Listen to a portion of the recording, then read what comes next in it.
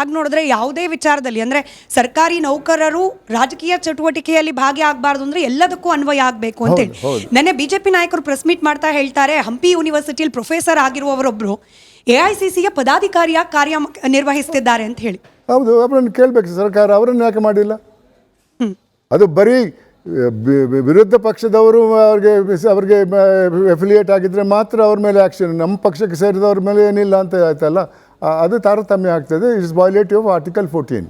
ಸರಿ, ಲ್ಯಾಂಡ್ ಆಡಿಟ್ನ ಮಾಡ್ತೀವಿ ಅಂತ ಕೂಡ ಕಾಂಗ್ರೆಸ್ ಸರ್ಕಾರ ಚರ್ಚೆ ಮಾಡ್ತಿದೆಯಂತೆ. RSSಗೆ ಸಂಬಂಧಪಟ್ಟ ಭೂಮಿ ಎಲ್ಲೆಲ್ಲಿದೆ ಅದರ ಆಡಿಟನ್ನು ಮಾಡ್ತೀವಿ ಅಂತ ಹೇಳಿ. ಇದು ಒಂದು ಕಾನೂನಾತ್ಮಕ ಪ್ರಕ್ರಿಯೆ, ಬಟ್ ಇದ್ರ ಹಿಂದೆ ಕೂಡ ರಾಜಕೀಯ ದ್ವೇಷ, ಅದರ ಲೆಕ್ಕಾಚಾರ ಅನ್ನೋ ಚರ್ಚೆ ಪೊಲಿಟಿಕಲ್ ಫೋರಮಲ್ಲಿ ಆಗ್ತಾ ಇದೆ.